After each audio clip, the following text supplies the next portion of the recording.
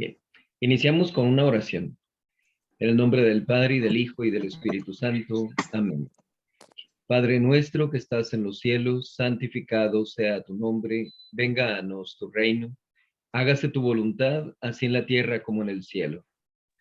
El pan nuestro de Cada día danosle hoy, perdona nuestras deudas, así como nosotros perdonamos a nuestros deudores. No nos dejes caer en la tentación, mas líbranos del mal. Amén. Dios te salve María, llena eres de gracia, el Señor es contigo. Bendita tú eres entre todas las mujeres, y bendito es el fruto de tu vientre, Jesús. Santa María, Madre de Dios, ruega por nosotros pecadores, ahora y en la hora de nuestra muerte. Amén. Gloria al Padre, y al Hijo, y al Espíritu Santo. Como era en un principio, ahora y siempre, por los siglos de los siglos. Amén. Sagrado corazón de Jesús, En vos confío. oh dulce corazón de María, Ser vos la salvación del alma mía. San José, Ruega por nosotros. en el nombre del Padre, y del Hijo, y del Espíritu Santo. Amén. Muy bien, vamos a compartir la pantalla entonces para que vayamos dándole el seguimiento, ¿eh?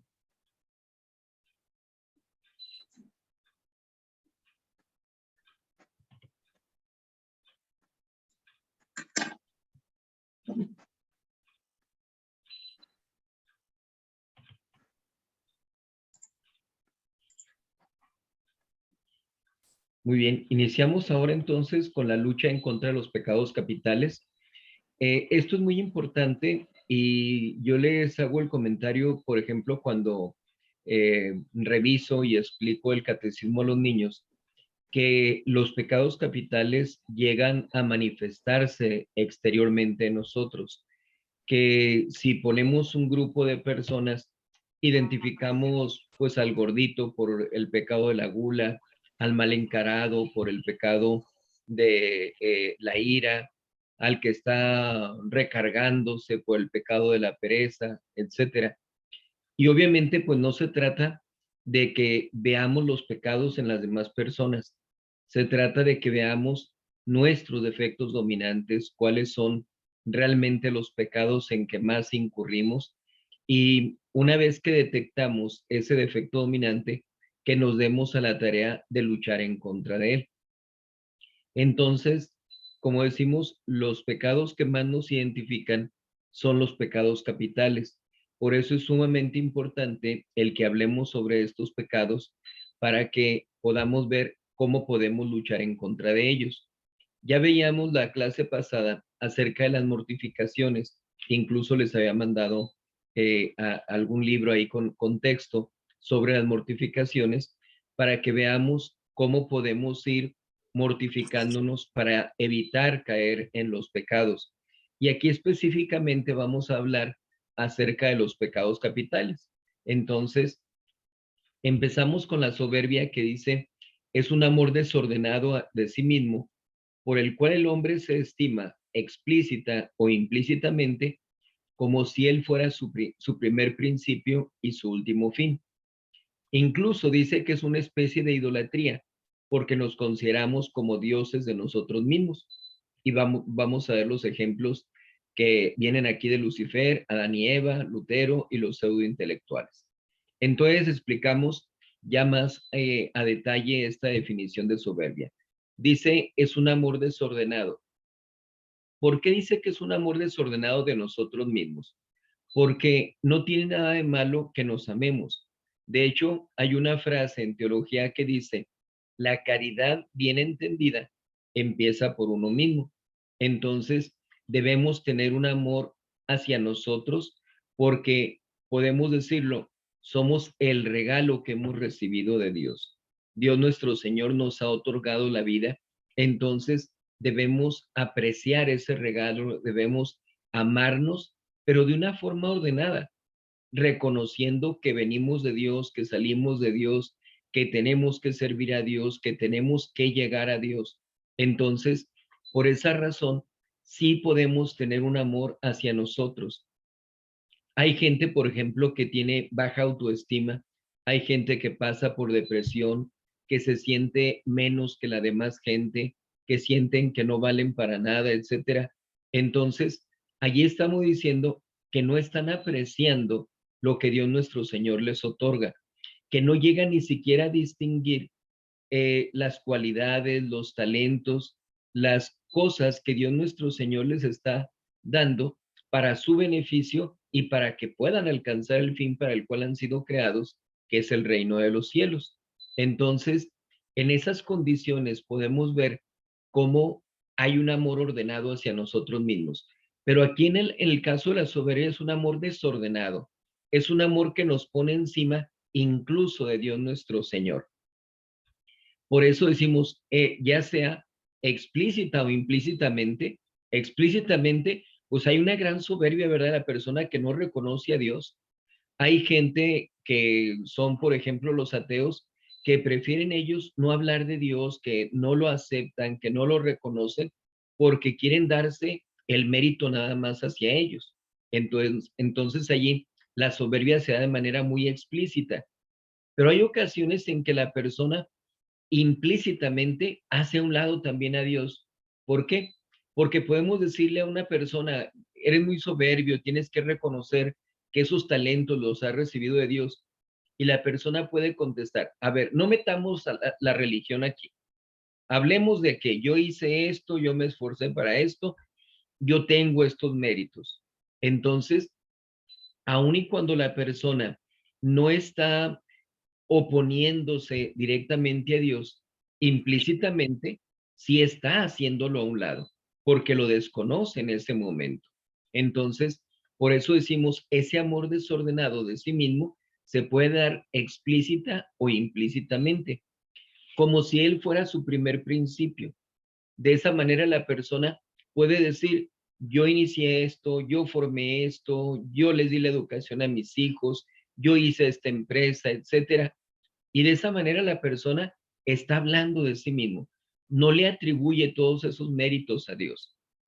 Una persona puede tener muchos talentos, muchas cualidades, y nos encontramos con mucha gente que se ve de muchas potencias, de mucha capacidad, y de repente puede tener un accidente, de repente puede pasar por una enfermedad, de repente puede haber la muerte de un ser querido que lo lleva a la depresión. Y aquella persona que se veía tan talentosa, pues resulta que no es así, que ya no logra sacar los frutos adecuados de esos talentos. Entonces, aquí el problema es que la persona soberbia se siente como ese primer principio, no reconoce todo lo que es a causa de Dios nuestro Señor. Entonces, se siente el primer principio y se siente su último fin. Es su propio provecho, su propia conveniencia, lo que a él le beneficia únicamente. Es lo que está buscando la persona soberbia. Entonces, por eso de la soberbia vienen otro tipo de pecados como es el egoísmo, el egocentrismo, porque la persona es únicamente para sí, ¿verdad? Como el asadón, nomás jalar para acá, para acá, para acá, para acá, sin tener la caridad para con los demás semejantes. ¿Por qué? Porque lo que le importa es nada más a sí mismo. Entonces, las otras personas van a ser importantes para él en la medida en que pueda sacarles provecho, en que él se vea beneficiado por las demás personas. Prácticamente entonces utiliza a la demás gente en la medida en que lo pueda hacer. Así es de que se siente el primer principio y se siente el último fin. Dice entonces que es una especie de idolatría porque se está adorando a sí mismo, porque para él lo más importante es él mismo. Entonces, no pone a Dios como primer principio y como último fin, no lo reconoce a Dios nuestro Señor. Entonces, si hace a un lado a Dios, decíamos explícita o implícitamente, pues la persona se está poniendo en un primer término. Prácticamente cae en una idolatría, entonces es un adorarse a sí mismo.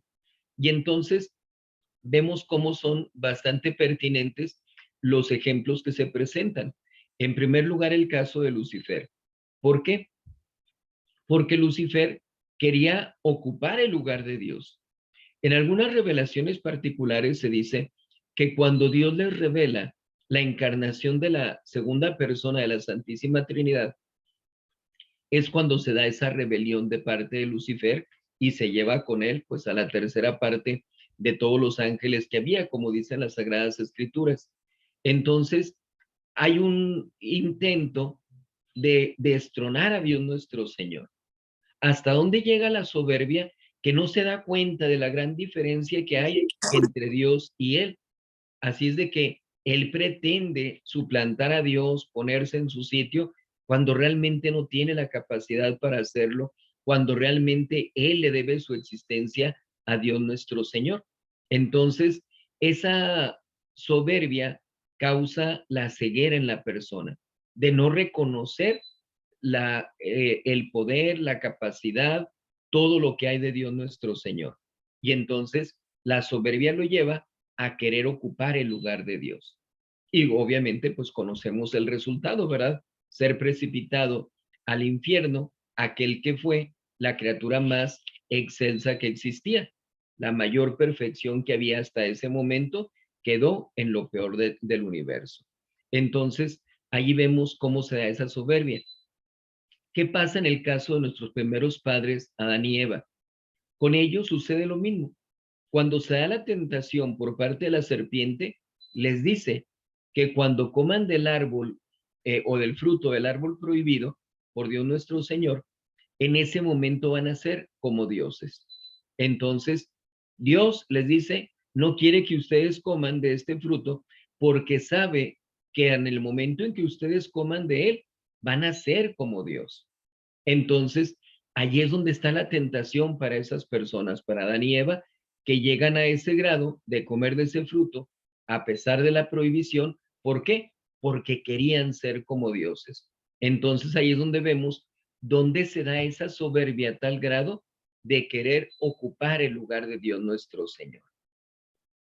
Lo vemos también en el ejemplo de Martín Lutero. No hay una, como dijéramos, una actitud directa en contra de Dios nuestro Señor. Nunca dijo él, yo quiero ser Dios. Pero hay que tomar en cuenta que nuestro Señor Jesucristo funda la Iglesia Católica.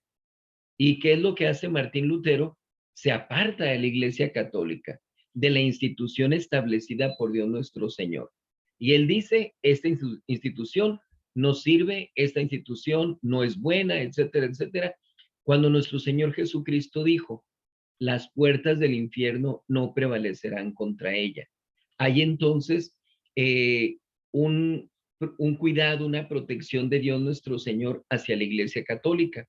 ¿Y qué es lo que hace Martín Lutero? Rebelarse en contra de la fundación hecha por Dios nuestro Señor.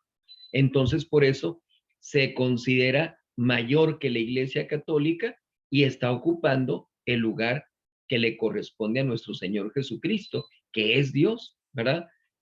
Esa iglesia no sirve. Yo voy a fundar mi propia iglesia entonces. Así es de que se pone como nuestro Señor Jesucristo, como si estuviera al mismo nivel. Entonces, aun y cuando Él no dice, yo soy Jesucristo o algo por el estilo, está haciendo lo mismo implícitamente.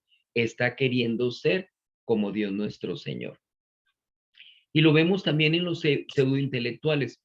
Decimos pseudointelectuales porque estas personas realmente, si fueran intelectuales, reconocerían a Dios nuestro Señor.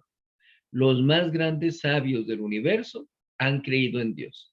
Entonces, por eso podemos nosotros decir, este tipo de personas son pseudointelectuales, se sienten intelectuales, se sienten muy sabios que pueden cuestionar absolutamente todo.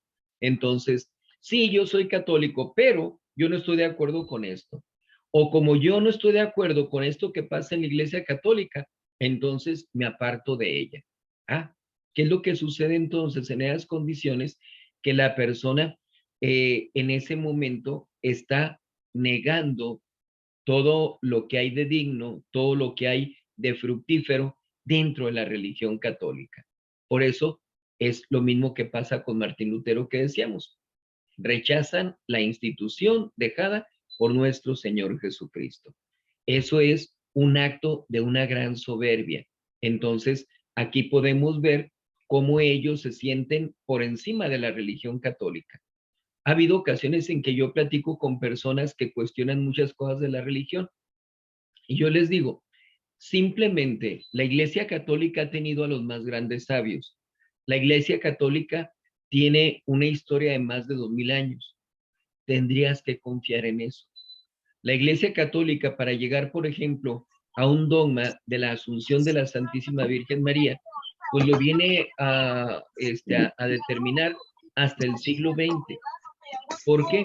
Porque tiene la prudencia de buscar primero todos los argumentos, profundizar en toda la doctrina, perdón, para no equivocarse, de tal manera de que nos deja ya el dogma diciéndonos, es cierto, no hay ningún cuestionamiento, se tiene todas las pruebas suficientes, tenemos todos los argumentos, tenemos todo el estudio que se hace para poder decir que es una verdad irrefutable la asunción de la Santísima Virgen María. Entonces, esa prudencia, ese cuidado que tiene la Iglesia Católica a lo largo de todos estos siglos, nos debe dar a nosotros esa confianza. Y aun y cuando en algunas cosas digamos, es que esto no me parece correcto, tenemos que llegar a la conclusión de, no lo estoy entendiendo bien. Yo quizás por alguna soberbia, por alguna situación de prejuicios, etcétera, estoy malentendiendo lo que se está diciendo. Y entonces con humildad tengo que decir, pues no me parece bien, pero si la iglesia lo dice, lo respeto y lo acato, ¿sí? Cuento la anécdota de Monseñor Carmona, que en paz descanse, que en una ocasión lo invitan a un grupo de señores licenciados que ellos cuestionaban algunas cosas del Concilio de Trento. Y entonces hacían cuestionamientos y a Monseñor se le hacían absurdos esos cuestionamientos, pero decía, es que no están al nivel estas personas. ¿Cómo les hago entender que realmente no están ellos para cuestionar el Concilio de Trento? Y lo que hace, una vez que ellos exponen todos sus argumentos en contra del Concilio de Trento, es preguntarles uno por uno. Dime el quinto mandamiento de la ley de Dios. Dime el tercero. Dime el acto de contrición. Dime el yo pecador. Y resulta que no sabía nada. Entonces, Monseñor Carmona les dice, es que primero estudien el catecismo y luego métanse con el Concilio de Trento. ¿Por qué? Porque el brincarse a esas cosas, pues obviamente es una muestra de una gran soberbia.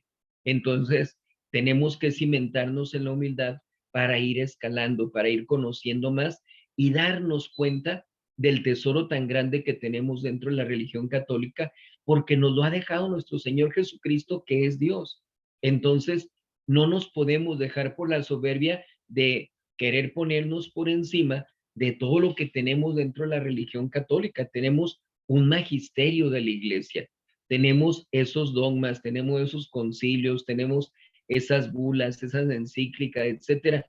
Todo que significa el estudio tan concienzudo que ha hecho nuestra religión para poder explicarnos mejor todos los dogmas y toda la doctrina que nos ha dejado nuestro Señor Jesucristo.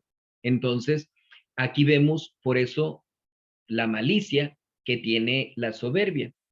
De la soberbia proceden varios pecados. Decíamos ahorita del egoísmo, la egolatría. También hacen de la soberbia la presunción, la ambición y la vanagloria. La presunción es de preasumir que yo tengo ciertas cualidades, ¿sí? Es el mostrar a los demás que yo estoy por encima de otras personas, porque yo soy bueno para esto, porque yo tengo esta cualidad, porque yo tengo este talento, porque yo hice esto mejor que otras personas, etcétera. A final de cuentas, procede de la soberbia porque yo estoy sintiéndome más que la demás gente.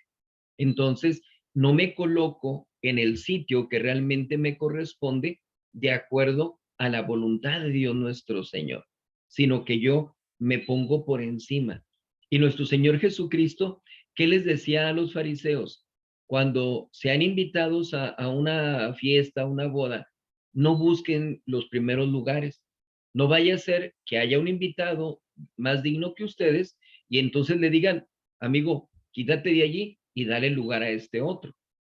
Mejor ocupen el último lugar para que entonces el que te invitó diga, sube más alto, ven a ocupar este puesto.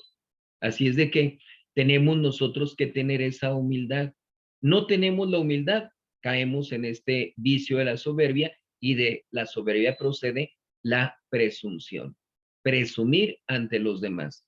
Por eso, recuerdan ustedes que habíamos dicho, la regla de oro para hablar es hablar mucho de Dios, hablar únicamente las cosas buenas de nuestro prójimo y no hablar ni bien ni mal de nosotros mismos.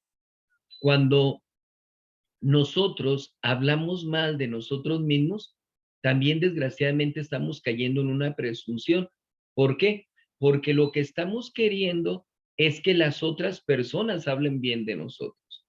No es el hecho de que nosotros digamos en principio algo bueno de sí mismos, sino estamos desgraciadamente queriendo que sean los demás los que nos alaben. Entonces, hay una presunción, hay una soberbia en esa actitud, ¿sí? Entonces, eso es en cuanto a la presunción. La ambición en ocasiones se confunde con la avaricia. La ambición es el desear más, ¿verdad? El buscar más cosas. La avaricia es el no querer dar, lo que conocemos como el tacaño, el codo, el avaro, todo eso es de la avaricia. Entonces, el no ser generoso con los demás. Pero la ambición es el desear más cosas. ¿Por qué procede de la soberbia?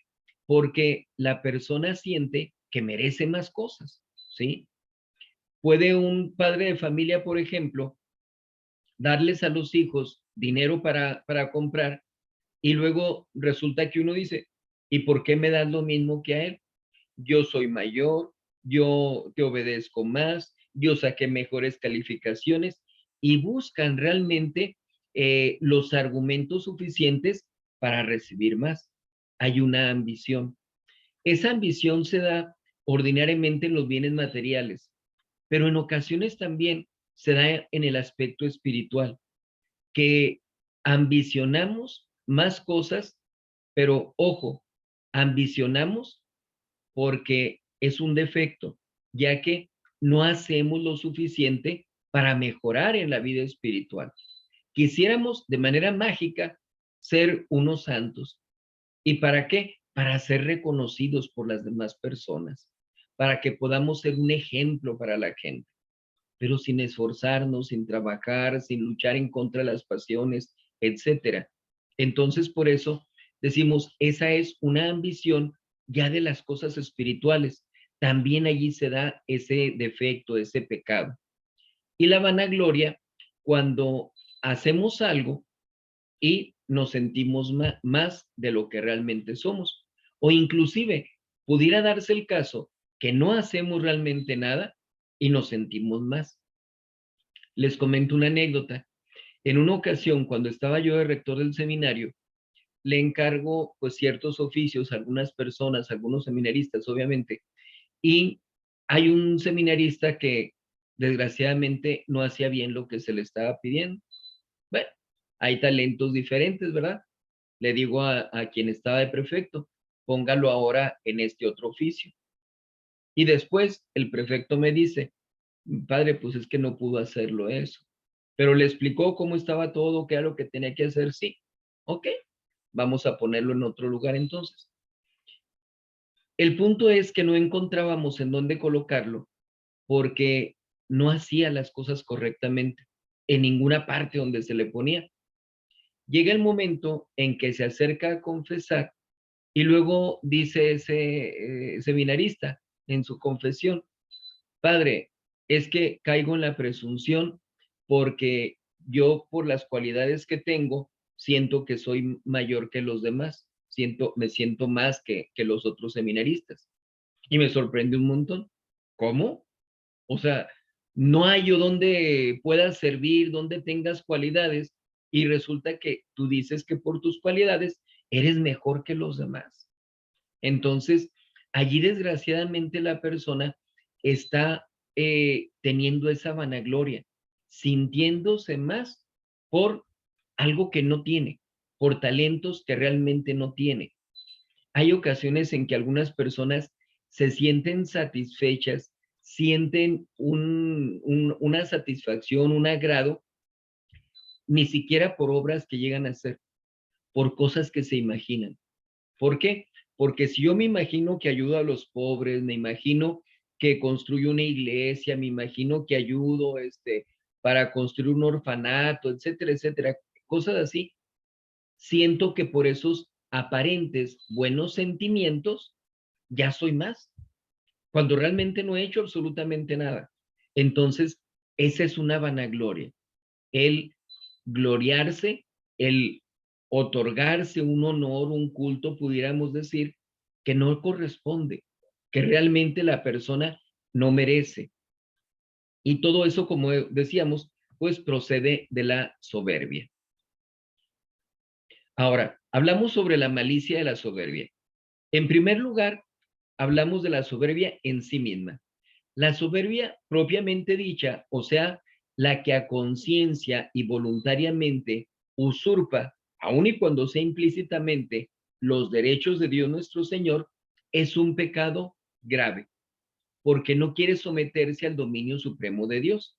Entonces decimos, explícita o incluso implícitamente, si la persona voluntariamente se deja llevar por ese tipo de actitudes, pues cae en un pecado grave. Esa es la malicia que tiene. ¿Por qué? Porque no le reconoce a Dios lo que realmente Él es. Está pensando nada más en sí mismo. Por eso decíamos el caso de Lucifer, ¿verdad? Que se revela en contra de Dios nuestro Señor y lo hace de manera directa. Y veíamos en el caso de Lutero cómo de manera indirecta o implícitamente, pues se quiere poner en el lugar que le corresponde a Dios nuestro Señor. Cuando hablamos de ese tipo de soberbia, entonces en sí misma, estamos hablando de un pecado mortal. Por eso está dentro de los pecados capitales. Pecado capital es el que es cabeza de más pecados. Por eso decimos, la soberbia nos lleva a la presunción, nos lleva a la ambición, nos lleva a la vanagloria, al egoísmo, al egocentrismo. ¿Por qué? Porque no se queda nada más en sí mismo, sino que produce la caída en otros pecados. Por eso es un pecado capital. Entonces, cuando esta soberbia va en contra de Dios nuestro Señor, lo hace a un lado, pues hablamos de una soberbia prácticamente perfecta y entonces estamos hablando de un pecado grave, de un pecado mortal. Eso es lo que tenemos que ver. Pero también hay una soberbia atenuada, ¿sí? Que aun y cuando reconoce a Dios como primer principio y último fin, sí, Dios me ha creado, sí, yo tengo que alcanzar mi salvación. Desgraciadamente, no le otorga lo que le corresponde a Dios, lo que es suyo, y le roba una parte de su gloria. Y es una falta venial, un pecado venial muy continuo que se da de esa manera. ¿Por qué? Porque estamos pensando nada más en nosotros mismos, porque no pensamos en Dios. Porque si yo hago una buena obra, en lugar de sentirme bien de qué bueno que hice esto, pues yo debo decir, qué bueno que Dios me dio la oportunidad de haber hecho esto. Entonces, la gloria no tiene que ser para mí, la gloria tiene que ser para Dios nuestro Señor. Así es de que una persona puede dirigir una obra, puede tener ciertos ayudantes y sin embargo la persona piensa nada más en sí misma, ¿verdad? Y, yo hice esto. Aquellas personas, ahí estaba nomás apoyando, ¿verdad? Pero quien hizo todo fui yo. Desgraciadamente en ese caso es una soberbia atenuada. Sabe perfectamente que el primer principio y último fin es Dios, pero le está robando esa gloria. No le atribuye ningún mérito a Dios nuestro Señor. Piensa nada más en sí mismo, ¿sí? Por eso decimos que ahí hablamos de pecado venial. ¿Cuáles son los efectos que tiene la soberbia? La soberbia que no se reprime, es decir, la soberbia que se deja llevar, que se desboca, esa soberbia a veces llega a producir efectos desastrosos. Lo vemos nosotros, por ejemplo, en guerras. nosotros somos la máxima potencia y aquel país está actuando de esta manera, vamos a demostrar que podemos más que él. Y entonces hemos tenido guerras muy absurdas, muy tontas, y que obviamente causan la muerte de infinidad de personas. Entonces, ¿a dónde lleva la soberbia de ciertos gobernantes que se causan esas guerras, que causan muchísimo daño, nada más por un sentimiento de superioridad? Lo vemos en las mismas familias.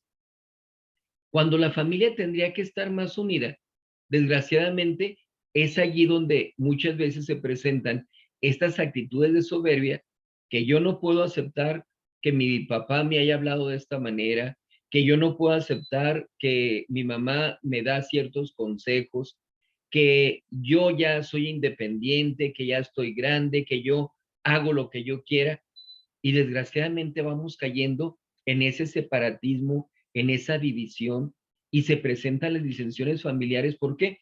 Porque unos van apoyando a unos, otros apoyan a otros, y desgraciadamente en esas condiciones, pues se van apartando unos de otros, cuando todos tendrían que ver por esa unión familiar. Pero para eso se necesita humildad, se necesita caridad, se necesita buena disposición. Necesitamos colocarnos en el justo sitio que nos corresponde. Por esa razón decimos, un efecto de la soberbia, pues son esas disensiones familiares y obviamente esos odios, ¿verdad? Aquella persona no me respeta, aquella persona habló mal de mí, aquella persona me ve con malos ojos, y nada más por eso de tipo de cosas llegamos a tener esos rencores y nos sentimos más, y ahora va a ver lo que le va a pasar porque no me obedece, no me hace caso, no cumple lo que yo le digo, aun y cuando no tenga ninguna potestad sobre aquella persona. Entonces, puede llegar a pasarle algo a la persona, le pasó porque no está de acuerdo conmigo, porque no acepta lo que yo digo, etcétera. Cuando realmente, como decimos, lo que está sucediendo es que la persona se está dejando llevar por esa soberbia. Entonces, ahí están esos efectos que se presentan de esa soberbia. Considerada en el orden a la perfección, que es realmente lo que a nosotros nos ocupa, buscar la perfección espiritual. Por eso estamos dando estos cursos de espiritualidad, para que nos pongamos en ese camino, para que busquemos avanzar en la vida espiritual. Entonces, considerada la soberbia en el orden a la perfección, se puede decir que la soberbia es la gran enemiga de ese orden de perfección, porque la persona siente que va avanzando y si no tiene la humildad, va a caer. Si no tiene la humildad, no va a tener los cimientos adecuados. Está, como dice nuestro Señor, construyendo sobre arena. No está construyendo sobre un piso firme. Así es de que la soberbia es la peor enemiga que tiene la perfección espiritual, ese deseo de avanzar espiritualmente. ¿Por qué? Porque nos priva de muchas gracias. Si yo hago una buena obra y yo me siento grandísimo por eso y yo, qué bueno que hice y espero las alabanzas de las demás personas, ¿qué dice nuestro Señor Jesucristo? Que allí están los méritos, perdón, que ahí está la recompensa, ¿sí? ¿En qué? En que aquellas personas me estén alabando. Entonces, en lugar de que yo reconozca que Dios me dio el talento, que Dios me dio la oportunidad de hacer una buena obra, lo estamos haciendo a un lado a Dios nuestro Señor. Y obviamente eso no me produce gracias. Si yo hago una buena obra, pero lo atribuyo a Dios con humildad, con sencillez, ¿qué es lo que llega a pasar? Pues que definitivamente Dios me otorga una recompensa dándome mayores gracias. Las gracias se van multiplicando entonces, pero si no le atribuyo eso a Dios, pierdo esas gracias, no recibo esas gracias de Dios. Lo mismo sucede con los méritos. Decíamos ahorita, ¿qué es lo que llega a pasar cuando una persona se deja llevar por sí mismo? Pues que desgraciadamente en esas condiciones la persona está buscando nada más el reconocimiento de la demás gente y no busca ir adquiriendo mayores méritos ante Dios nuestro Señor. Por eso tenemos ese grave problema de que la persona no adquiere méritos y pues no crece espiritualmente. Y muchas veces este tipo de personas después se desesperan porque dicen es que ya he estado en la vida espiritual, ya he trabajado mucho y no veo que yo avance porque no tenemos ese cimiento de la humildad. Entonces, no se están adquiriendo los méritos, no se da por eso el crecimiento. Y es el origen de muchos pecados. Entonces, esa soberbia nos lleva a tener el odio, el resentimiento, el desprecio, no solamente de las personas, sino también incluso de cosas espirituales. ¿Por qué? Porque, no, eso no es para mí. No, no, yo estoy más avanzado espiritualmente. ¿Para qué voy a estar rezando el rosario? ¿Sí? Y caemos en un desprecio de las cosas espirituales. Y obviamente esa actitud pues hace que Dios nuestro Señor tenga que humillarnos. ¿Cómo? Permitiendo que caigamos en pecado. Y entonces, al momento de caer en pecado, mucha gente, por ejemplo, dominada por la soberbia, no puede reconocer que haya cometido un pecado. Pero ¿cómo yo pude haber cometido ese pecado? No, no pudo haber sido pecado. A lo mejor entonces no me di cuenta, a lo mejor me dieron una mala información y buscamos las justificaciones. De tal manera que llega el momento del acercamiento a la confesión y no confiesa ese pecado. ¿Por qué? Porque no siente que él con la dignidad que cree tener haya cometido ese pecado. Oculta el pecado, cae en un sacrilegio, un pecado más grave, y aparte no se le perdonan los pecados que cometió. Así es de que el estado es peor, tiene ese efecto en cuanto a los múltiples pecados en los que llega a incurrir la persona soberbia. ¿Cuáles son los remedios que tenemos con respecto a la soberbia? Que obviamente es lo que tenemos que atacar. Es a lo que nos tenemos que abocar nosotros, ¿verdad? Que sí, soy soberbio, ya me di cuenta que tengo ese problema, pero ¿cómo le hago ahora para poder corregir este problema? Entonces, dentro de los remedios, en primer lugar tenemos que reconocer que somos nada. No somos nada. ¿Por qué? Porque Dios nuestro Señor es el único que es. Acuérdense ustedes al momento en que Dios nuestro Señor se manifiesta en aquella zarza ardiendo ante Moisés. Moisés, viendo que se está quemando aquella zarza, pero que no se consume, pues se acerca. Y Dios nuestro Señor le dice, descálzate, porque el piso que estás pisando es suelo sagrado. Se descalza entonces Moisés y se acerca. Cuando le manifiesta a Dios nuestro Señor su voluntad de que vaya a hablar con el faraón para que deje salir al pueblo judío de Egipto, dice Moisés, pero ¿quién les voy a decir que me manda? ¿Quién eres tú? Y nuestro Señor le dice, Yahvé, que significa yo soy. ¿Quién soy? Yo soy. Soy el padre de Isaac, de Jacob, de Abraham. Pero ese Yahvé significa el que es o yo soy. ¿Se acuerdan cuando nuestro Señor Jesucristo está en el huerto de los olivos y que llegan los soldados comandados por Judas Iscariote y que dice nuestro Señor Jesucristo, ¿a quién buscan? Gritan aquellos, a Jesús de Nazaret. Y nuestro Señor dice, yo soy, porque Él es el que es. Y ante esas palabras de nuestro Señor Jesucristo, caen en tierra los soldados.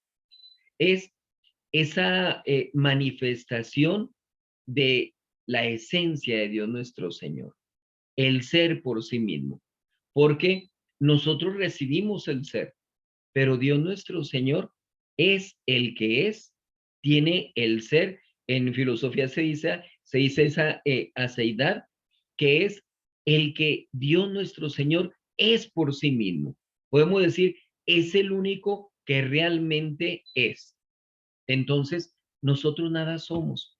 Somos seres contingentes ¿Qué pasa si yo desaparezco de este mundo? No pasa absolutamente nada. No le va a afectar para nada al mundo. El mundo, lo que es la Tierra, no va a dejar de tener ni su movimiento de rotación ni el movimiento de traslación. No va a pasar absolutamente nada. Así como mucha gente ha muerto y seguimos nosotros aquí en el mundo, cuando nosotros lleguemos a fallecer, va a suceder lo mismo. El mundo sigue su cauce. Entonces, no somos nada, somos seres contingentes que realmente eso es algo para el mundo, para el universo, algo inservible en realidad.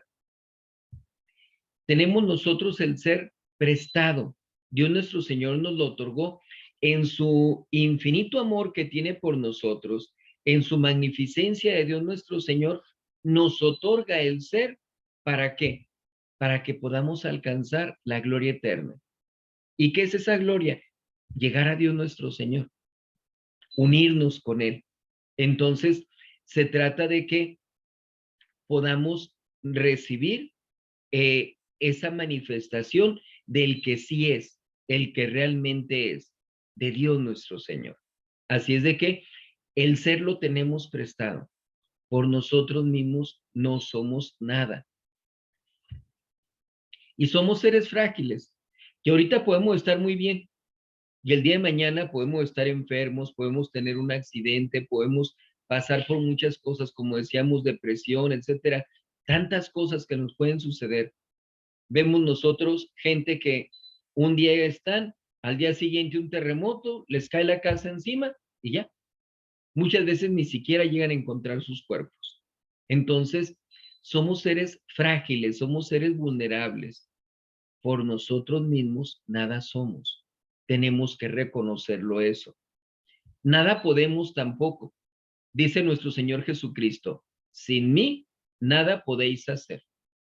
En primer lugar, en el aspecto natural, porque Dios nuestro Señor nos da las cualidades, nos da los talentos, las capacidades para hacer lo que podemos hacer. Entonces, de Dios recibimos esa capacidad.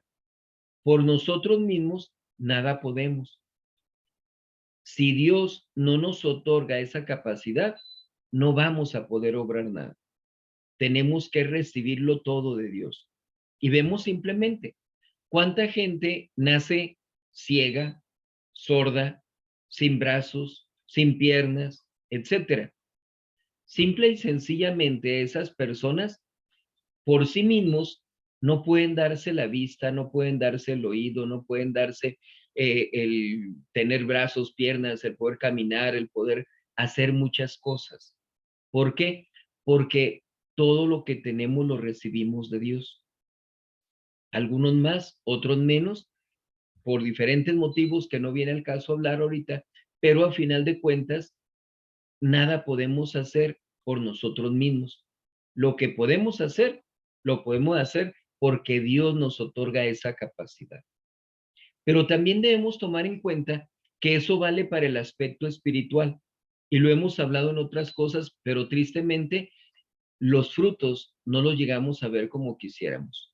Que debemos estar plenamente conscientes que ese sin mí nada podéis hacer significa que si no tengo la gracia de Dios nuestro Señor, no puedo hacer nada que me sirva para la vida de la gracia, para la vida de mi perfección espiritual. Yo estoy privado de la gracia santificante y ¿qué es lo que pasa entonces? Que desgraciadamente, aun y cuando haga muchas cosas muy buenas, para mi vida espiritual, nada más, para lo único que me sirven es para merecer la gracia de la conversión, de poder acercarme a la confesión, de poder recibir el perdón de mis pecados y poder unirme con Dios en su amistad. Entonces, no me sirve para sacar un alma del purgatorio, no me sirve para darle mayor gloria a alguien que está en el cielo, no me sirve para ayudar a un semejante en su conversión, para nada de eso me sirve. ¿Por qué? Porque sin la gracia de Dios no podemos hacer nada. Entonces, hemos hablado en otras ocasiones sobre una inteligencia espiritual. Yo quiero alcanzar mi salvación. Ciertamente quiero irme al cielo, pero si yo quiero irme al cielo, tengo que estar en estado de gracia. Si no, es imposible. Ni por un acto de la misericordia de Dios voy a alcanzar mi salvación, porque sería injusto. No puede Dios de repente darme la gracia santificante sin que yo haya hecho nada para poder acercarme a ella, sin poder acercarme a la confesión. Entonces, hemos dicho el caso de Adán, ¿verdad? Adán comete el pecado original y realiza muchos sacrificios, mortificaciones, sufrimiento, etcétera. Vive 930 años. ¿Y qué pasa con él? Que no puede irse al cielo porque no ha obtenido la gracia. Entonces, nosotros necesitamos de esa gracia para que tengan un valor meritorio, un valor sobrenatural, las obras que hacemos. Así es de que, en este caso decimos, por nosotros nada podemos hacer. Con la gracia de Dios es cuando dice el apóstol San Pablo, todo lo puedo en aquel que me conforta. Entonces, solamente cuando estamos unidos con Dios es cuando podemos hacer algo. Por nosotros, absolutamente nada. Tenemos que reconocer eso, que somos nada, que nada podemos y que nada valemos. Realmente no tenemos un valor por nosotros mismos. ¿Por qué? Porque todo lo que hacemos es porque Dios nos da la capacidad para hacerlo. Pongo ahí el ejemplo de Miguel Ángel con la Capilla Sixtina. Todos reconocemos esa obra de arte que hizo Miguel Ángel de las pinturas que plasmó en la Capilla Sixtina, aparte de todo lo que hizo, ¿verdad?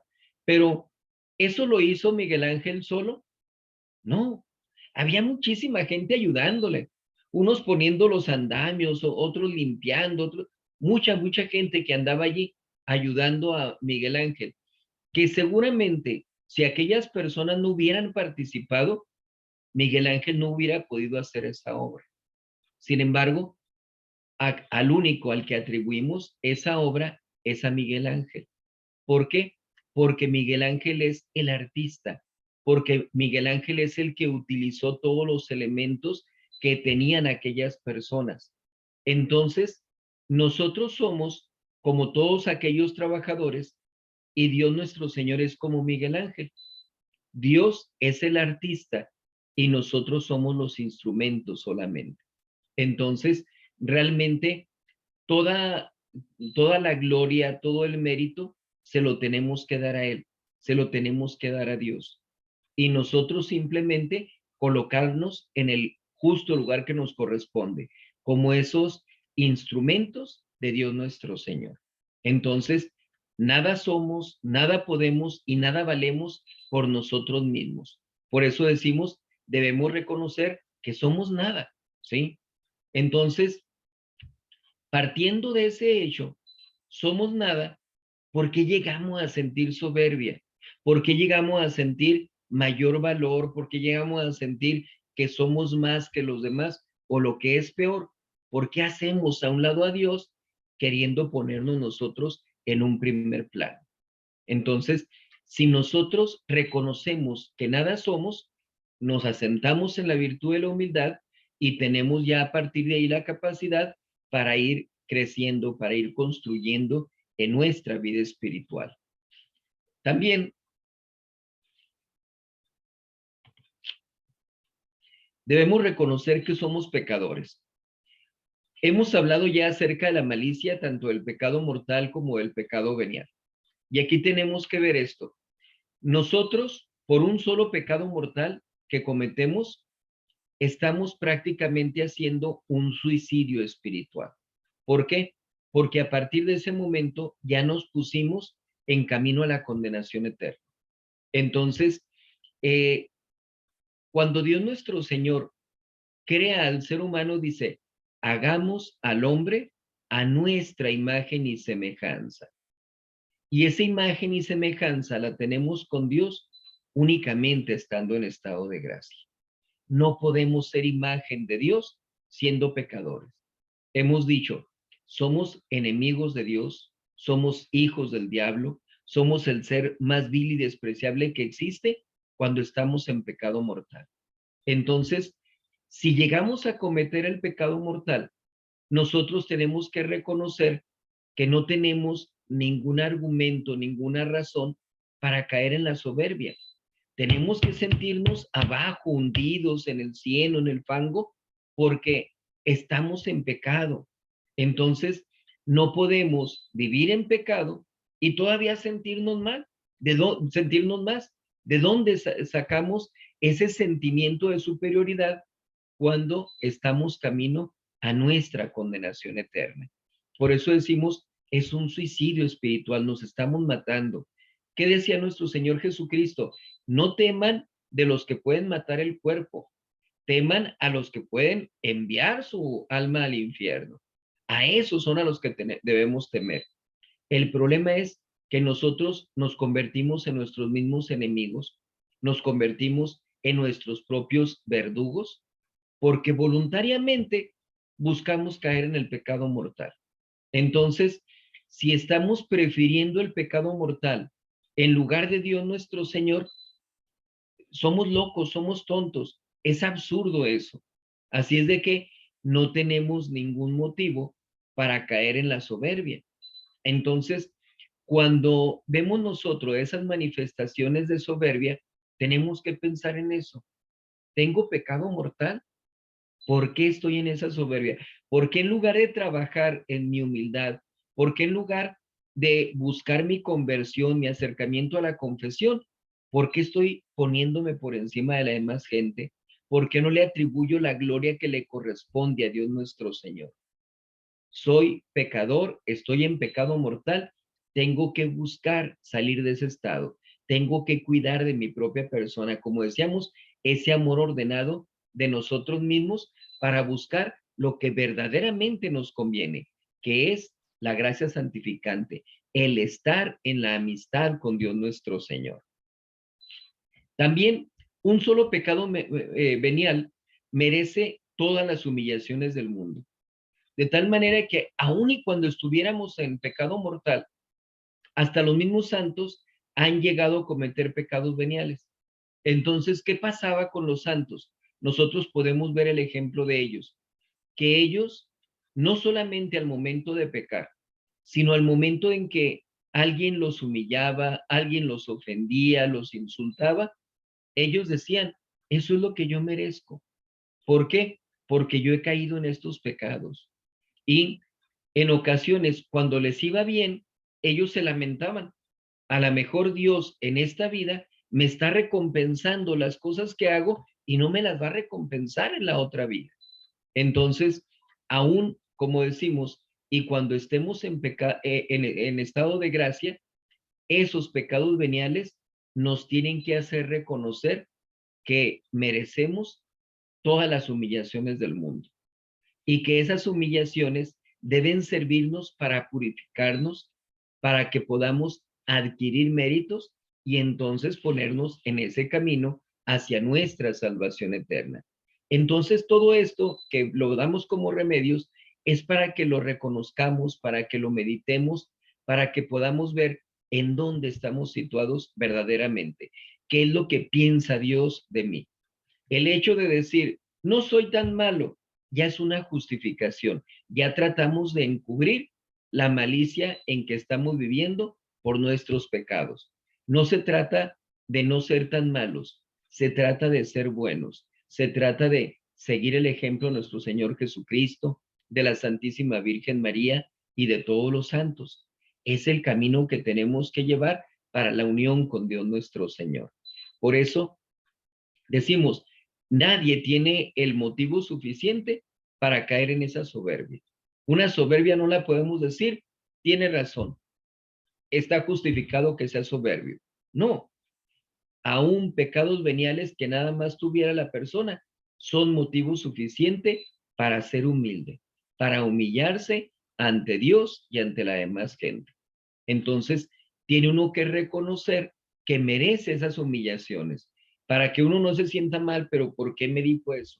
¿Por qué aquella persona se atreve a hablarme de esta manera? ¿Quién es él para hablarme así? ¿Y quién eres tú para querer que se te trate de una manera diferente? Que se te den cierto tipo de honores, que se te den ciertos privilegios, ¿no? No merecemos nada de eso. Entonces, tenemos que situarnos en la humildad, en el justo sitio, como decimos, que realmente nos corresponde. Ahora pasamos al pecado de la envidia, ¿verdad? El segundo pecado capital. La envidia es la tristeza por el bien ajeno y la alegría por el mal ajeno. Fíjense cómo con la envidia nos situamos en lo que pasa con las demás personas. Aquí no estamos viendo hacia nosotros, estamos viendo hacia los demás. A esta persona le va bien, pero ¿por qué le fue bien? ¿Por qué si esta persona hace esto, se porta de esta manera? Si esta persona no va a misa, si esta persona... ¿Y a ti qué te importa eso? Vemos la parábola que dice nuestro Señor Jesucristo, donde tiene a los trabajadores en la viña. ¿Y qué es lo que pasa en este caso? Que unos los invita a trabajar desde muy entrada a la mañana, ¿verdad? Muy temprano. A otros un poquito más tarde, otros a mediodía, otros ya hasta como las 6, 7 de la tarde. A la hora en que van a recibir el salario, empieza con los que llegaron más tarde y les da un denario. Las personas que habían llegado primero piensan, a nosotros que hemos estado todo el día, pues nos va a dar más. Y entonces, ¿qué es lo que sucede? Que cuando les toca acercarse a ellos para recibir el salario, también se les da un denario. Y empieza la murmuración entre ellos, pero ¿por qué nos igualó a aquellos que nomás trabajaron una hora y nosotros que hemos trabajado todo el día recibimos nada más un denario igual que ellos? ¿Qué dice nuestro Señor Jesucristo? Amigo, no convine contigo en un denario, como diciendo, ¿no fue ese el acuerdo? ¿No habíamos quedado en que ese iba a ser tu salario? Si yo quiero dar a aquellos lo mismo que a ti, ¿por qué has de ver con malos ojos de que yo soy bueno? Yo estoy actuando con caridad para con aquellas personas. ¿A ti en qué te perjudica? Pero es esa envidia. No es el hecho de que me sienta mal de que me dieron un denario. Es el hecho de que a ellos también les dieron un denario. Entonces está viendo mal a aquellas personas. Por eso decimos, nos entristecemos del bien ajeno. Aquellos trabajadores pudieron decir, mira, qué bueno es el patrón. Les dio también un denario, igual como quedó con nosotros. Pero no. Si a aquellas personas les hubiera dado medio denario, por decir algo, se hubieran sentido felices, satisfechos. Ah, les dio poquito, ¿verdad? Porque trabajaron poquito. Pero no sienten alegría porque les hayan dado un denario. Entonces, tienen esa tristeza o esa molestia por el bien de los demás. Y al revés, cuando llegan a sentir alegría por el mal ajeno, que es peor todavía, ¿verdad? Este sentimiento, porque ya el sentirnos bien, sentirnos alegres, contentos, porque a otra persona le vaya mal, es de lo peor que puede pasar. Entonces, en esas condiciones, la persona desgraciadamente está viendo con agrado que a otra persona le vaya mal. Ah, lo corrieron del trabajo. Qué bueno, ¿verdad? Porque no merecía el trabajo que tenía. ¿Qué te interesa a ti? ¿Por qué tienes que estar viendo mal que a otra persona le vaya bien y por qué tienes que ver bien que a la persona le vaya mal ahora? Piensa en ti mismo, en esforzarte, en mejorar, en ir trabajando para tu crecimiento espiritual. A eso es a lo que tenemos que abocarnos. Pero desgraciadamente, como decimos, aquí hablamos de la envidia, que es esa tristeza por el bien ajeno y esa alegría cuando les va mal, por el mal de otras personas. Se distingue de los celos. Decimos, aquí cuando hablamos de la envidia, estamos diciendo, me siento bien porque les va mal o me siento mal porque les va bien. En el caso de los celos, vamos a suponer un muchacho que tiene su novia. Entonces, ve que hay otro amigo que se acerca y que se lleva muy bien con ella, etcétera. Me siento mal porque me siento desplazado. Aquí en este caso ya es el sentimiento de uno mismo o para uno mismo. A mí me están haciendo a un lado. Ah, Tú eres mi amiga y tú no puedes andar con otras personas porque nomás tienes que ser mi amiga. Veo que otra persona de cerca, hey, quedamos que nada más conmigo, ¿verdad? Nada más eres mi amiga. Entonces, ahí es donde entra ese problema de los celos, porque nos sentimos desplazados y hablamos aquí de una inseguridad.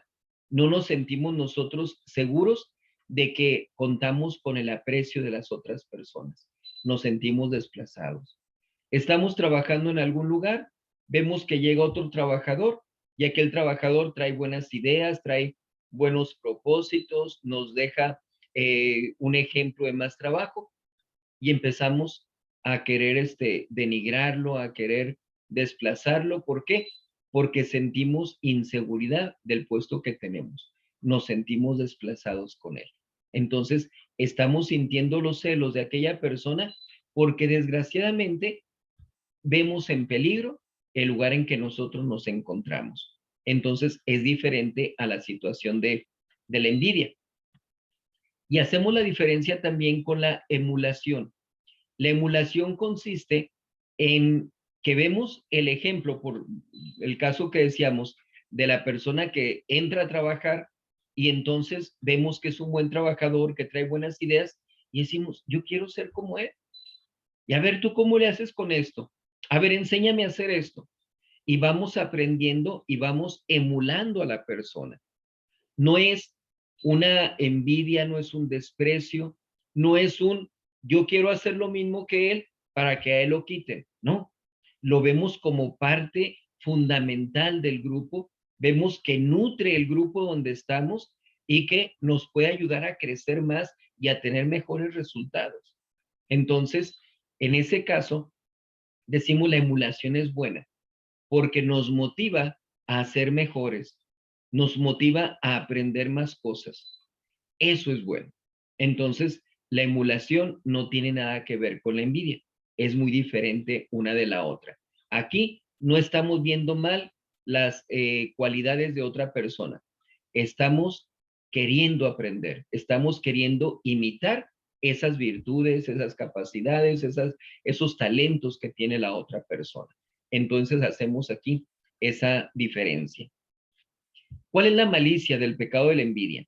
En sí misma, la envidia es un pecado mortal por su naturaleza, porque se opone directamente a la virtud de la caridad, que manda que nos alegremos del bien del prójimo. Vemos cómo nuestro Señor Jesucristo nos encomienda mucho la virtud de la caridad. Incluso nos dice que debemos tener caridad hasta para con nuestros enemigos. Hay muchas ocasiones, desgraciadamente, en que dentro de la misma familia no puede haber caridad. Que decíamos antes, se dan esas disensiones por la soberbia, etcétera. Entonces, desgraciadamente, se cae en esa falta de caridad. Y si no tenemos caridad en la familia, menos la vamos a tener para con otras personas. Por esa razón, si dentro de la familia no aprendemos a ser caritativos, va a ser muy fácil que se dé la envidia para con la demás gente y que no cumplamos con la voluntad de Dios de tener esa caridad incluso para con nuestros enemigos. Y nos sentimos justificados en que él es así, en que ella me hizo esto, en que esta persona se comporta de esta manera. Son defectos de la persona que esa persona tiene que corregir. Son faltas en las que está incurriendo que Dios lo va a juzgar. Pero eso no tiene nada que ver con nosotros. Nosotros que tenemos que ver por nuestra propia vida espiritual. Por eso tenemos que buscar nuestro avance interior. Tenemos que buscar nuestro perfeccionamiento espiritual. Y una cosa básica de ese perfeccionamiento es la virtud de la caridad. Entonces, eh, algo muy sencillo, muy básico de la caridad es alegrarnos de las cosas buenas que le pasen a los demás. El ser todo para todos, como dice San Pablo, ¿verdad? El ser empático, pudiéramos decir nosotros en la actualidad. Aquella persona se siente mal, me entristezco porque le está yendo mal y trato de motivarlo y de consolarlo, hacer lo que está a nuestro alcance. Le está yendo bien, lo felicito y qué bueno y gracias a Dios y que te ha bendecido de esta manera. Me siento bien de ese modo y eso es obviamente recompensado por Dios nuestro Señor. Por eso la envidia está dentro de los pecados capitales. Y decimos, cuando se da esa malicia, de esa falta de caridad directa en contra del prójimo, el hecho de no querer aceptar la voluntad de Dios nuestro Señor, pues llega a ser un pecado mortal. Pero podemos ver también que en sus efectos a veces es muy mala la envidia. ¿Por qué? Porque desgraciadamente produce esas actitudes de rechazo a la gente, de querer hacerles daño, ¿verdad? De querer desplazarlos, de querer dejarlos mal con la demás gente. Entonces, tiene ese tipo de efectos. Dependiendo del daño que lleguemos a causar por el sentimiento de envidia, pues va a ser pecado grave o pecado venial.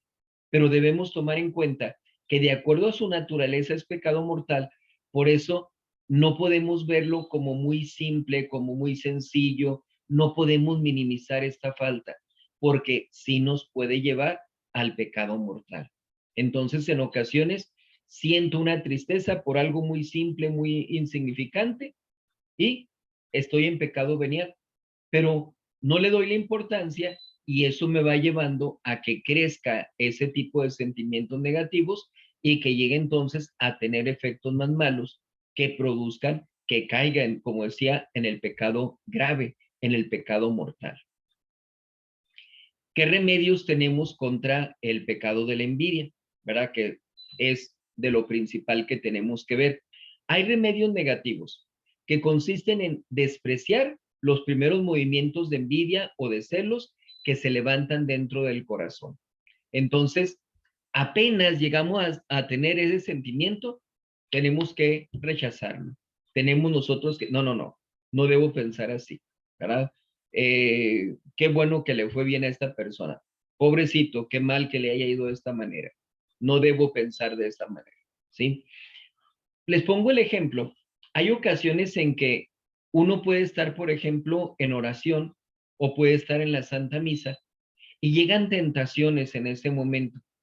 Vamos a suponer, estamos en la misa y de repente llega el pensamiento, a lo mejor ni está Jesucristo ahí en la Eucaristía. Como estamos buscando el acercamiento a Dios, como estamos haciendo algo bueno, el demonio lo único que pretende con eso es perturbarnos. ¿Y qué es lo que pasa? Que no puedo pensar eso. Yo sé que está ahí Jesucristo en la Eucaristía, pero en ocasiones eso nos perturba. Tomando en cuenta ese punto en particular, decimos, no debemos perturbarnos por eso. Tenemos que despreciar ese tipo de pensamientos, simplemente son loqueras que me llegan a la cabeza, son tentaciones, no es cierto, yo sé que ahí está Jesucristo. Lo mismo hacemos en el caso de la envidia. Veo que le va bien a una persona y me siento mal, pero ¿por qué le tuvo que ir bien a esa persona? A ver, espérate, ¿qué importa que le vaya bien? Qué bueno, gracias a Dios. Dios le ha ayudado y ahora le toca a él, mañana me va a tocar a mí. Tenemos que estar contentos con eso. Entonces, despreciar inmediatamente, rechazar inmediatamente esos sentimientos de envidia que surgen en nuestro corazón. En segundo lugar, distraernos ocupándonos en otras cosas. No le hago caso, me ocupo en otras cosas, me enfoco, estoy atento en lo que estoy haciendo y ya de esa manera no le brindo atención a ese pensamiento de envidia. No lo dejo que esté carcomiéndome, no lo dejo que vaya avanzando porque yo me estoy enfocando en otra cosa. Entonces, distraerme en otro tipo de ocupaciones me ayuda para que pueda yo evitar dejarme llevar por ese vicio, por ese pecado de la envidia, ¿sí? Entonces, esos son los remedios negativos. Entre los positivos tenemos dos principalmente. El primero es que estamos nosotros incorporados a nuestro Señor Jesucristo. En virtud de este dogma, todos somos hermanos. ¿Qué significa esto?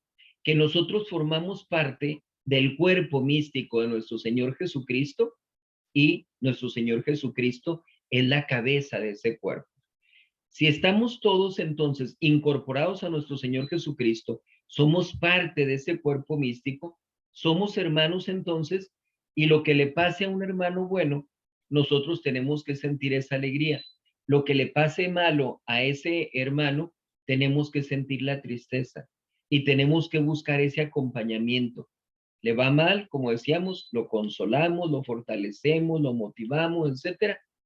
No debemos de hacer leña del árbol caído. No debemos nosotros de pisotearlo más todavía para que se sienta peor.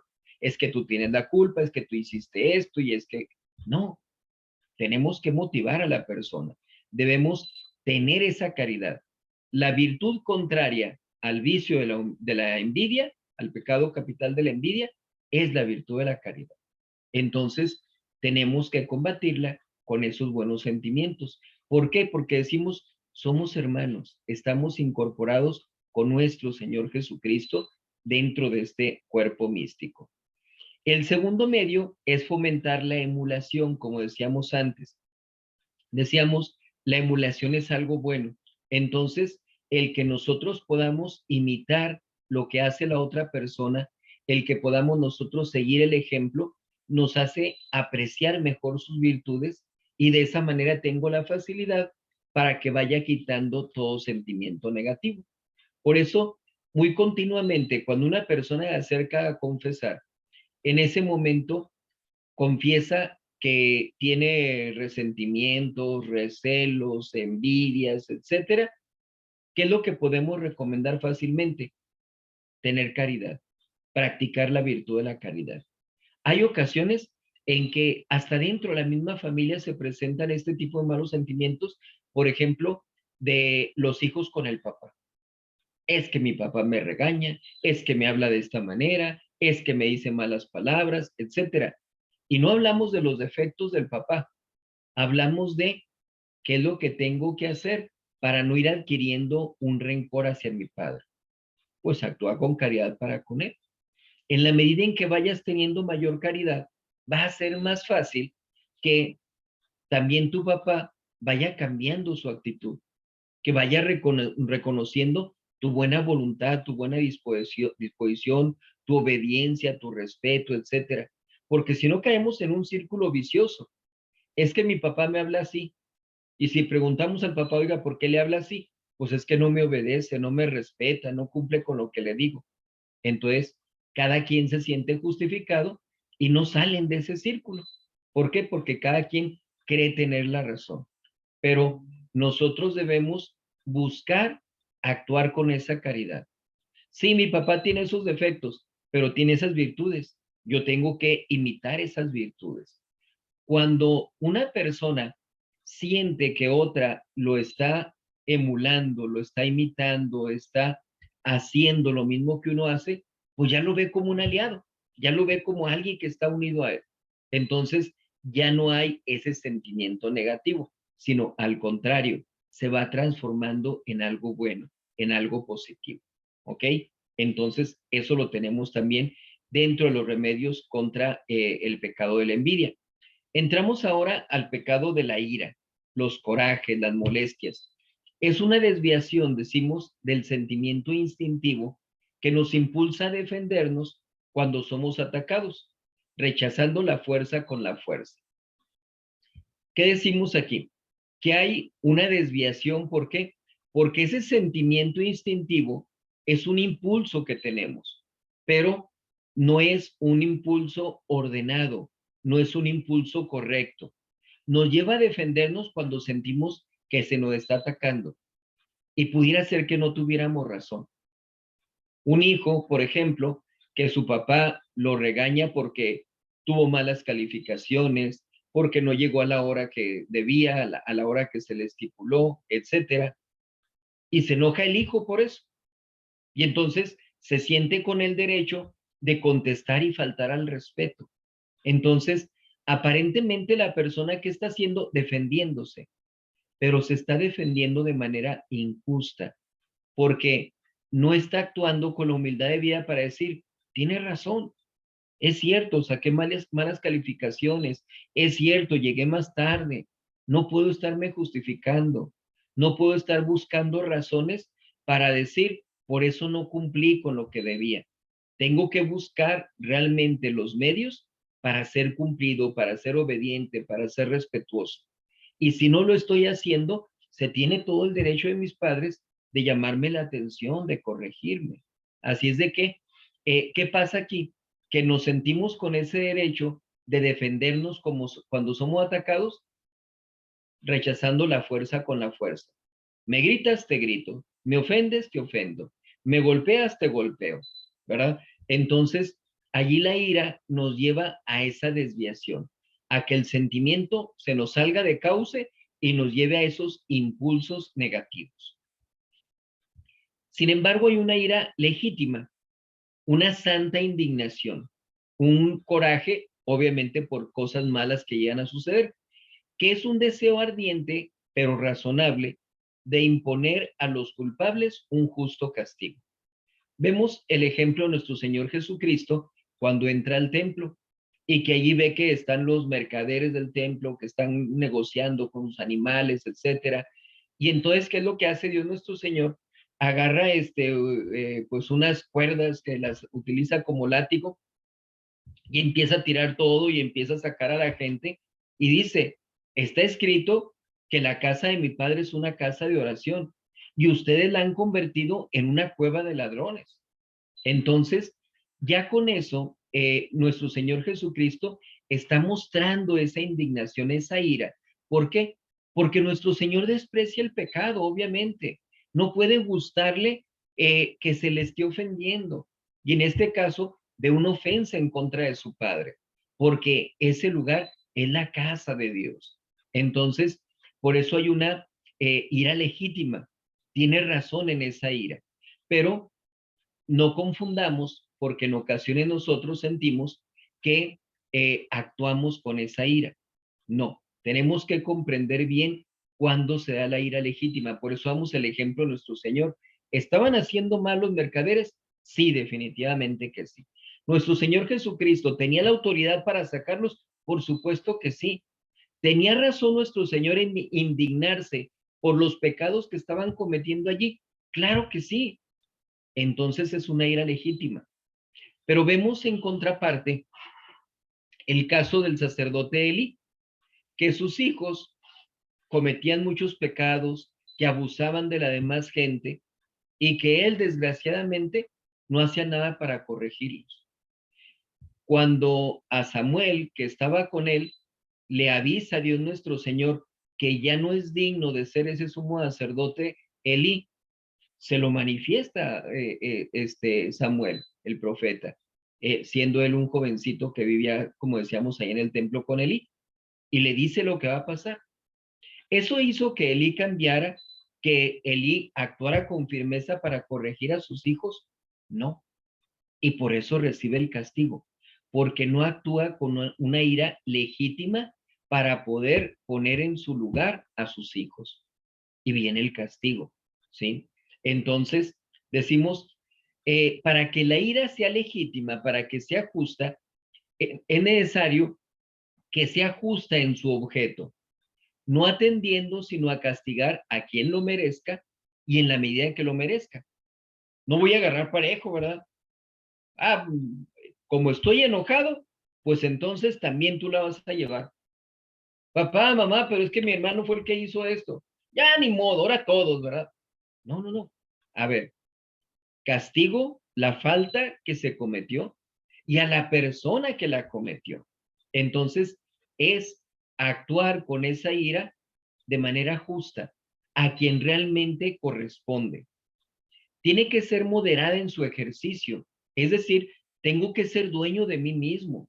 No es el me dejo llevar por un arrebato de ira, el empiezo a gritar, a insultar, a golpear a los demás, a romper cosas, etcétera.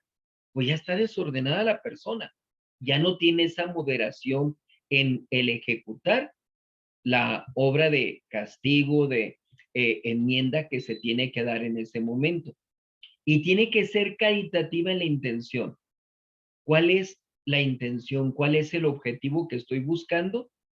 Formar, educar, corregir. Eso es lo que estoy haciendo.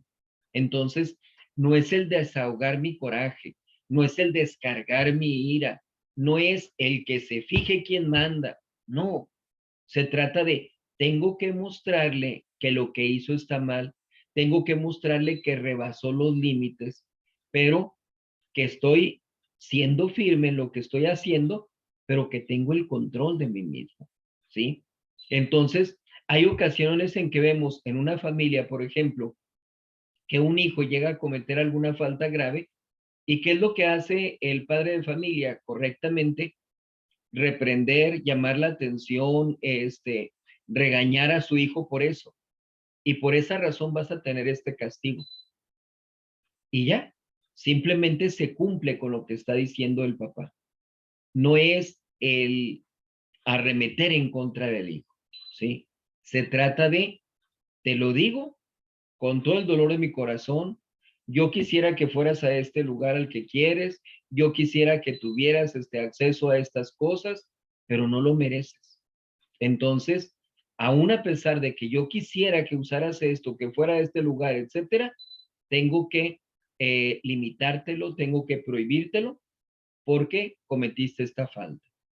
Entonces, ya de esa manera el hijo sabe perfectamente que si se le regaña, que si se le castiga, que si se le pega inclusive, ha sido porque él lo merece. Porque te hablé una vez, porque te hablé 2 veces, te hablé 3 veces, te enseñé cómo tenían que ser las cosas. No quieres, no haces caso, quieres hacer lo que te da tu gana, viene entonces el castigo. Entonces, de esa manera hablamos de una ira legítima. Y es importante conocer esto porque en ocasiones llegan y se confiesan padres o madres de familia diciendo, me enojé con mi hijo porque cometió esta falta, regañé a mi hija porque hizo esto. Pues que es que son derechos que usted tiene. Entonces, en ese caso no cometió pecado. Pero hay ocasiones en que llegan y dicen, regañé a mi hija y le dije malas palabras, me enojé mucho con mi hijo y le pegué muy fuerte. Ah, ya te estás dejando llevar por la ira, entonces ya no es una ira legítima, ya estás cometiendo un pecado. Hay ocasiones en que llegamos a ver mal otras cosas de otras personas simplemente en costumbres, en formas de ser, defectos que tiene la persona que no son pecado.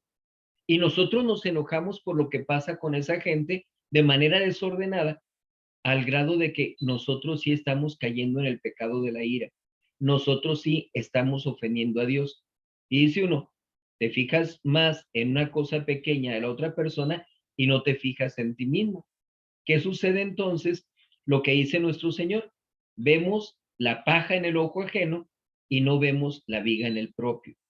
Entonces tenemos que ser más introspectivos, tenemos que ver más en nosotros mismos para que nos demos a la tarea de corregirnos. Y en este punto de la ira, tenemos que buscar que la ira sea legítima, que sea justa.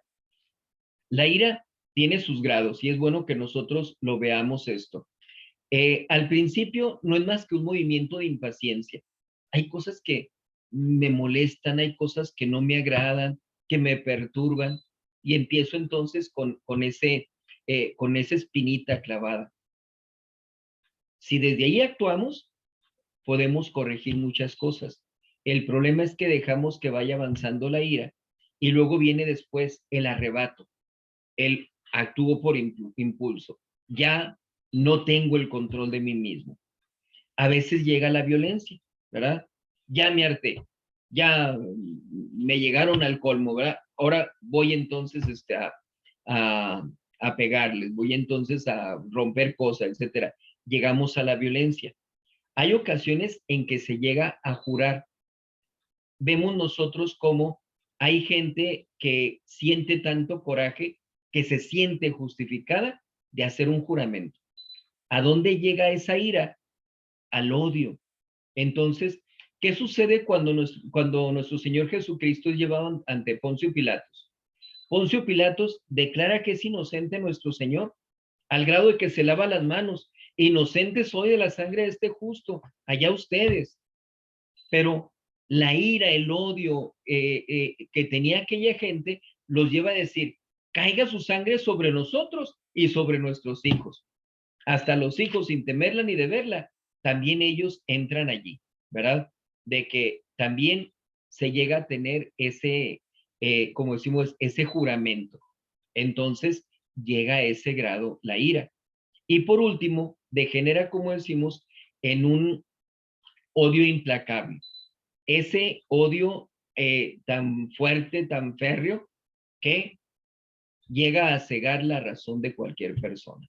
Entonces, vamos viendo cómo se va desarrollando la ira y tristemente, pues va provocando muchos efectos.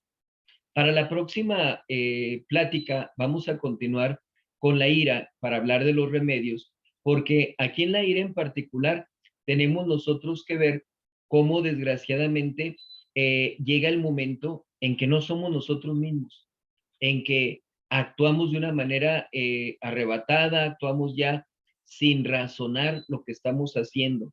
Entonces, es bien feo cuando una persona se deja dominar por la ira. Por eso tenemos que ver esos grados que se dan en la ira para que al momento en que estoy sintiendo simplemente esa impaciencia, yo tengo que buscar ponerle límite, ponerle el alto a esa ira. Y pues vamos a ver ya para la siguiente ocasión, como decimos, lo que son los remedios que tenemos para la ira, con la intención de que podamos entonces luchar en contra de esa deficiencia. ¿Ok? Entonces, pues vamos a terminar con la clase de hoy. Tuvimos unos problemitas al principio, desgraciadamente, pero gracias a Dios se corrigieron. Entonces, les encargo sus nombres ahí en el chat para ir llevando la asistencia y por lo pronto, pues, nos despedimos. Les agradezco su atención. El próximo miércoles tendríamos la plática del curso de moral. Es es el 2 de noviembre, el próximo miércoles. Voy a buscar hacer la grabación para pasarla el miércoles entonces, para que la tengan allí, porque tenemos pues la conmemoración de los fieles difuntos y luego tenemos la vigilia solemne de los adoradores. Entonces, ciertamente, pues no voy a poder dar en vivo la plática, pero voy a hacer el esfuerzo para tenérselas preparadas y grabárselas con anticipación para pasárselas el miércoles. Y al siguiente miércoles, pues nos vemos con el favor de Dios para este curso nuevamente de espiritualidad. Entonces, cualquier duda que tengan, cualquier cosa, me mandan este mensaje. Les voy a mandar otros ejemplos de mortificación de las potencias para que puedan tenerlo allí y que puedan estar practicando más mortificaciones, que tengan ustedes un mayor conocimiento de qué cosas se pueden hacer y que les ayuden para su vida espiritual. ¿Ok? Entonces, vamos a terminar con una oración, por favor. En el nombre del Padre, y del Hijo, y del Espíritu Santo. Amén. Dios te salve María, llena eres de gracia, el Señor es contigo. Bendita tú eres entre todas las mujeres, y bendito es el fruto de tu vientre, Jesús. Santa María, Madre de Dios, ruega por nosotros pecadores, ahora y en la hora de nuestra muerte. Amén. Gloria al Padre, y al Hijo, y al Espíritu Santo. Como era en un principio, ahora y siempre, por los siglos de los siglos. Amén. Ave María Purísima. Sin pecado original concebida. En el nombre del Padre, y del Hijo, y del Espíritu Santo. Amén. Que Dios les bendiga, cuídense mucho y nos vemos con el favor de Dios la próxima semana. Gracias, Padre. Muchas gracias, Padre. Buenas noches, gracias. Buenas noches. Buenas noches, que descansen. Dios les bendiga. Buenas noches. Igualmente, gracias. Buenas noches.